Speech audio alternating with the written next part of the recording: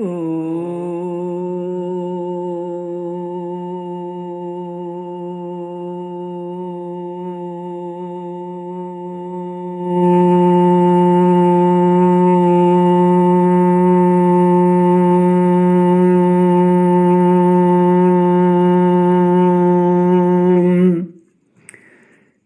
गुरुचरण कमलेभ्यो नमः। श्री गणेशाय नमः। श्री सरस्वत्यै नमः। श्री विष्णवे नमः।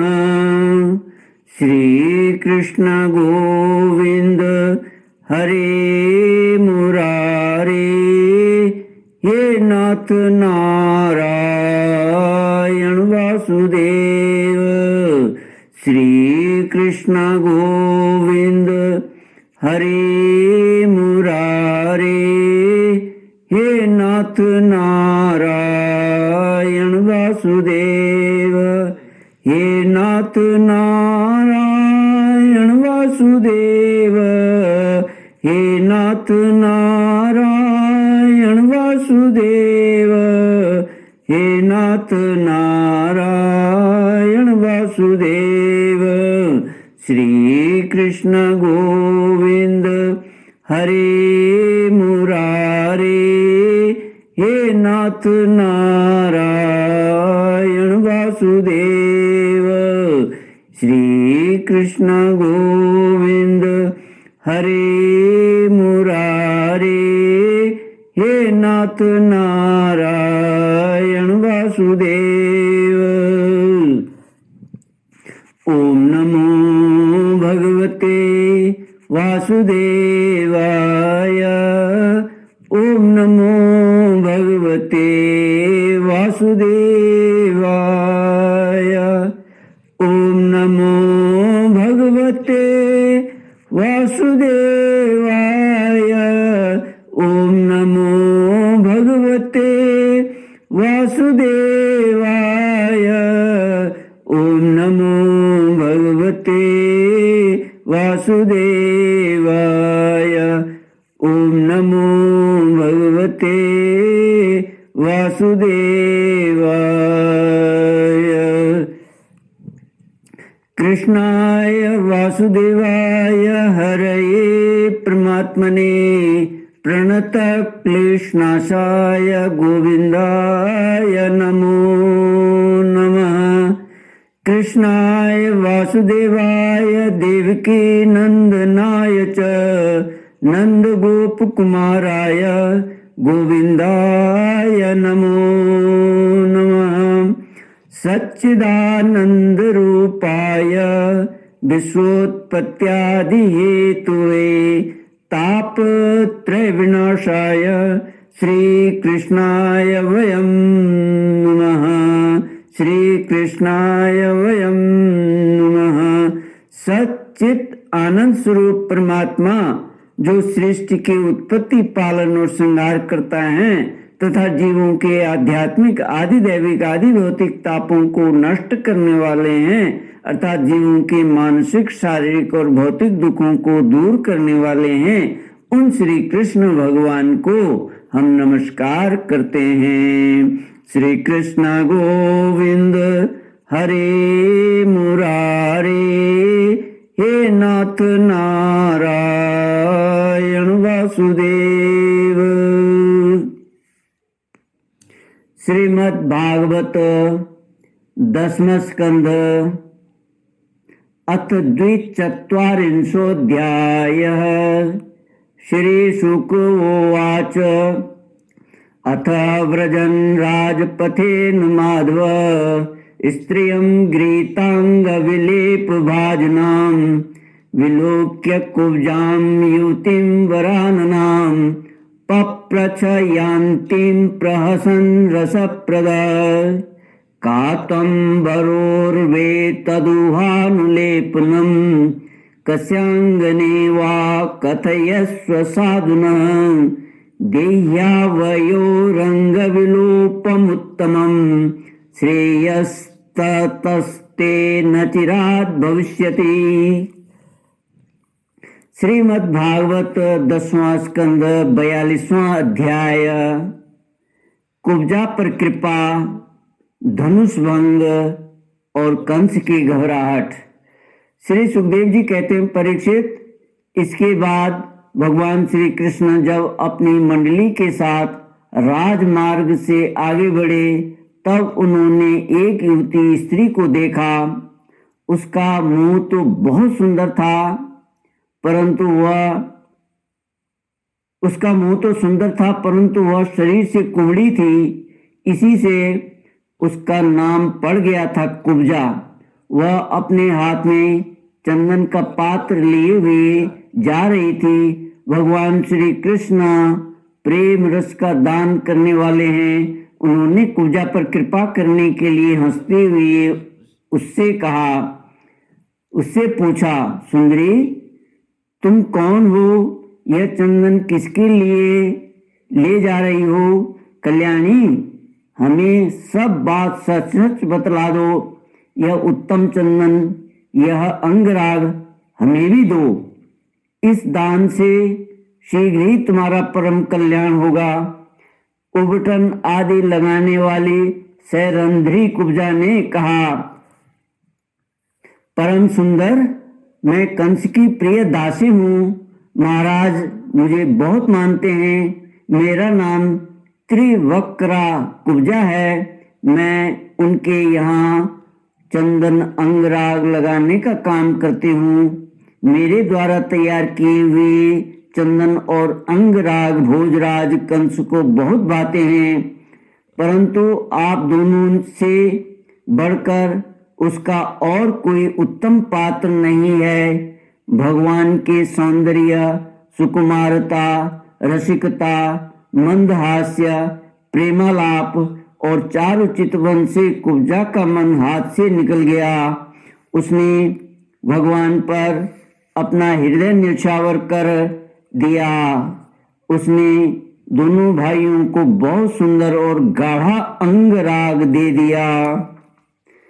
तब भगवान श्री कृष्ण ने अपने सांवले शरीर पर पीले रंग का और बलराम जी ने अपने गोरे शरीर पर लाल रंग का अंगराग लगाया तथा नाभि के ऊपर के भाग में अनुरंजित होकर वे अत्यंत सुशोभित हुए। भगवान श्री कृष्ण उस कुब्जा पर बहुत प्रसन्न हुए। उन्होंने अपने दर्शन का प्रत्यक्ष फल दिखलाने के लिए तीन जगह से टेढ़ी किंतु सुंदर मुख वाली कुब्जा को सीधी करने का विचार किया। भगवान ने अपने चरणों से कुब्जा के पैर के दोनों पंजे दबा लिए और हाथ ऊंचा करके दो उंगलियां उसकी ठोड़ी में लगाई तथा उसके शरीर को तनिक उचका दिया। उचकाते ही उसके सारे अंग सीधे और समान हो गए। प्रेम और मुक्ति के दाता भगवान के स्पर्श से वह तत्काल विशाल नितंब तथा 3 पयोधरों से युक्त एक उत्तम स्त्री बन गई। श्री कृष्ण गोविंद हरे मुरारे, हे नाथ नारायण वासुदेव। उसी क्षण कुब्जा रूप, गुण और उदारता से संपन्न हो गई। उसके मन में भगवान के मिलन की कामना जाग उठी। उसने उनके दुपट्टे का छोर पकड़कर मुस्कुराते हुए कहा, वे शिरोमणि, आइए घर चलें। अब मैं आपको यहाँ नहीं छोड़ सकती, क्योंकि आपने मेरे चित्त को मत डाला है। पुरुषोत्तम, मुझ दासी पर प्रसन्न हुई है। जब बलराम जी के सामने ही कुब्जा ने इस प्रकार प्रार्थना की, तब भगवान श्री कृष्ण ने अपने साथी ग्वाल वालों के मुंह की ओर देखकर हंसते हुए उससे कहा, सुंदरी, तुम्हारा घर संसारी लोगों के लिए अपनी मानसिक व्याधि मिटाने का साधन है। मैं अपना कार्य पूरा करके अवश्य वहां आऊंगा। हमारे जैसे बेघर के बटोहियों को तुम्हारा ही तो आश्रय है। इस प्रकार मीठी मीठी बातें करके भगवान श्री कृष्ण ने उसे विदा कर दिया। जब वे व्यापारियों के बाजार में पहुंचे तब उन व्यापारियों ने उनका तथा बलराम जी का पान, फूलों के हार, चंदन और तरह तरह की भेंट उपहारों से पूजन किया।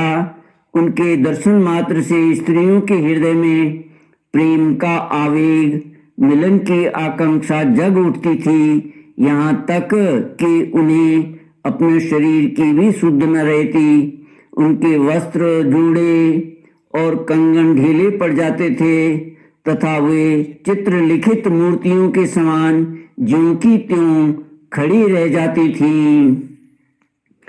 इसके बाद भगवान श्री कृष्ण पूर्ववासियों से धनुष यज्ञ का स्थान पूछते हुए रंगशाला में पहुंचे और वहां उन्होंने इंद्रधनुष के समान एक अद्भुत धनुष देखा।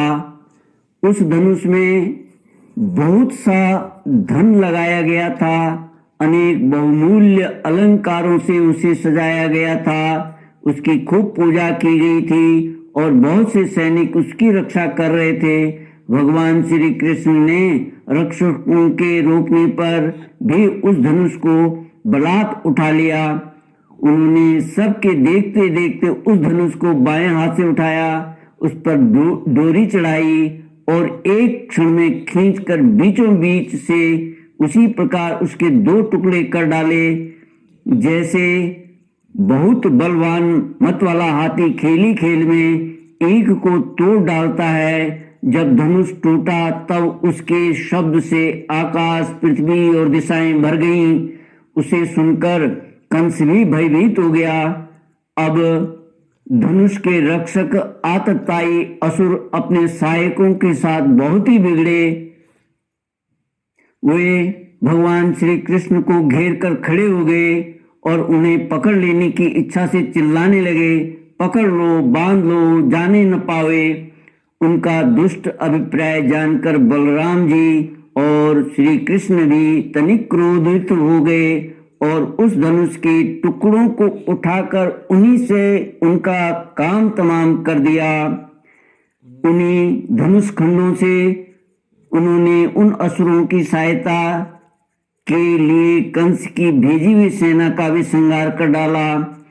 इसके बाद वे यज्ञशाला के प्रधान द्वार से होकर बाहर निकल आए और बड़े आनंद से मथुरापुरी की शोभा देखते हुए विचरने लगे। जब नगर निवासियों ने दोनों भाइयों के इस अद्भुत पराक्रम की बात सुनी और उनके तेज साहस तथा अनुपम रूप को देखा, तब उन्होंने यही निश्चय किया कि हो न हो ये दोनों भाई कोई श्रेष्ठ देवता हैं।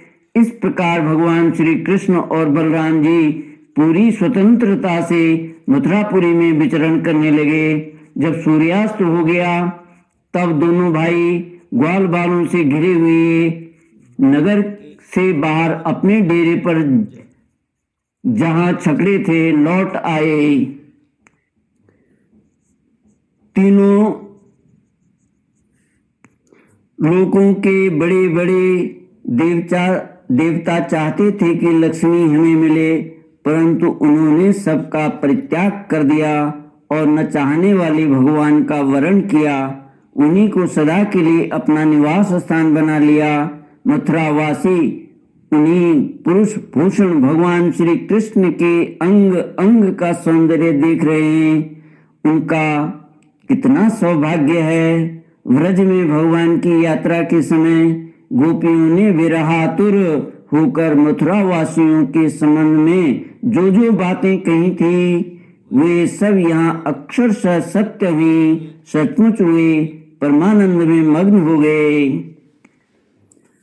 फिर हाथ पैर धोकर श्री कृष्ण और बलराम जी ने दूध में बने हुए खीर आदि पदार्थों का भोजन किया और कंस आगे क्या करना चाहता है इस बात का पता लगाकर उस रात को वहीं आराम से सो गए। जब कंस ने सुना कि श्री कृष्ण और बलराम ने धनुष तोड़ डाला, रक्षकों तथा उनकी सहायता के लिए भेजी हुई सेना का भी संहार कर डाला और यह सब उनके लिए केवल एक खिलवाड़ी था, इसके लिए उन्हें कोई श्रम या कठिनाई नहीं उठानी पड़ी, तब वह बहुत ही डर गया। उस दुर्बुद्धि को बहुत देर तक नींद न आई। उसे जागृत अवस्था में तथा स्वप्न में भी बहुत से ऐसे अपशकुन हुए जो उसकी मृत्यु के सूचक थे। जागृत अवस्था में उसने देखा कि जल या दर्पण में शरीर की परछाई तो पड़ती है, परंतु सिर नहीं दिखाई देता। अंगुली आदि की आड़ न होने पर भी चंद्रमा, तारे और दीपक आदि की ज्योतियां उसे दो दो दिखाई पड़ती हैं। छाया में छेद दिखाई पड़ता है और कानों में अंगुली डालकर सुनने पर भी प्राणों का घूं घूं शब्द नहीं सुनाई पड़ता। वृक्ष सुनहले प्रतीत होते हैं और बालू या कीचड़ में अपने पैरों के चिन्ह नहीं देख पड़ते। कंस ने स्वप्नावस्था में देखा कि वह प्रेतों के गले लग रहा है, गधे पर चढ़कर चलता है और विष खा रहा है। उसका सारा शरीर तेल से तर है, गले में जपा कुसुम अड़हुल की माला है और नग्न होकर कहीं जा रहा है। स्वप्न और जागृत अवस्था में उसने इसी प्रकार के और भी बहुत से अपशकुन देखे। उनके कारण उसे बड़ी चिंता हो गई। वह मृत्यु से डर गया और उसे नींद न आई। सुखदेव जी कहते हैं, परीक्षित, जब रात बीत गई और सूर्य नारायण पूर्व समुद्र से ऊपर उठे, तब राजा कंस ने मल्ल क्रीड़ा दंगल का महोत्सव प्रारंभ कराया। राज कर्मचारियों ने रंगभूमि को भली भांति सजाया। तुरहई, भेरी आदि बाजे बजने लगे। लोगों के बैठने के मंच फूलों के गजरों, झंडियों, वस्त्र और वंदनवारों से सजा दिए गए। उन पर ब्राह्मण, क्षत्रिय आदि नागरिक तथा ग्रामवासी सब यथास्थान बैठ गए। राजा लोग भी अपने अपने निश्चित स्थान पर जा डटे। राजा कंस अपने मंत्रियों के साथ मंडलेश्वरों, छोटे छोटे राजाओं के बीच में सबसे श्रेष्ठ राज सिंहासन पर जा बैठा। इस समय भी अपशकुनों के कारण उसका चित्त घबराया हुआ था। तब पहलवानों के ताल ठोकने के साथ ही बाजे बजने लगे और गर्वीले पहलवान खूब सज धज कर अपने अपने उस्तादों के साथ अखाड़े में आ उतरे। चाणूर, मुष्टिक, कूट, शल और तोशल आदि प्रधान प्रधान पहलवान बाजों की सुमधुर ध्वनि से उत्साहित होकर अखाड़े में आकर बैठ गए। इसी समय भोजराज कंस ने नंद और गोपों को बुलवाया। उन लोगों ने आकर उसे तरह तरह की भेंटें दी और फिर जाकर वे एक मंच पर जा बैठे। श्री कृष्ण गोविंद हरे मुरारे, हे नाथ नारायण वासुदेव। इति श्रीमद्भागवते महापुराणे पारमहंस्यां संहितायां दशमस्कन्धे पूर्वार्धे मल्लरंगोपवर्णनम